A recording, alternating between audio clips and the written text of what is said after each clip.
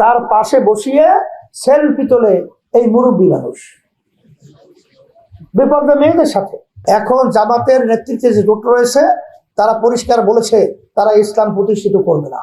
যখন এই দেশের ভিতরে অরাজকতা চলছে তখন কিন্তু ইসলামী আন্দোলন বাংলাদেশ সংখ্যা লঘুদের তারা কিন্তু তাদের জান মাল ইজ্জত বাড়ি ঘর সহ হেফাজতের জন্য আমরা পাহারাদারের দায়িত্ব পালন করেছি, পাহারাদারির দায়িত্ব পালন করেছি।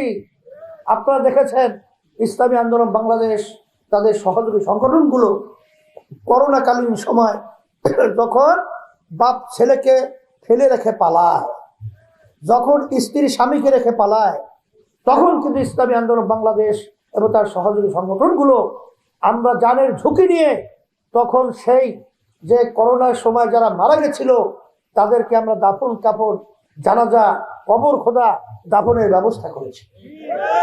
আমরা তো এই কথা বলতে পারি না।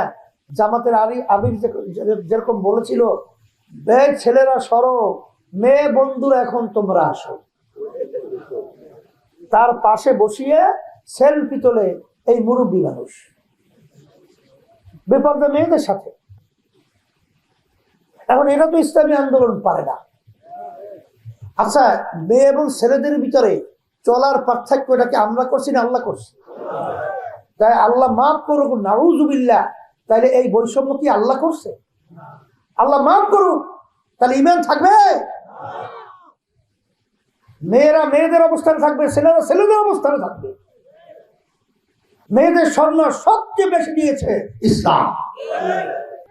এই জন্য আমি বলবো যে এই ধরনের আচরণ তো আমরা করতে পারি না।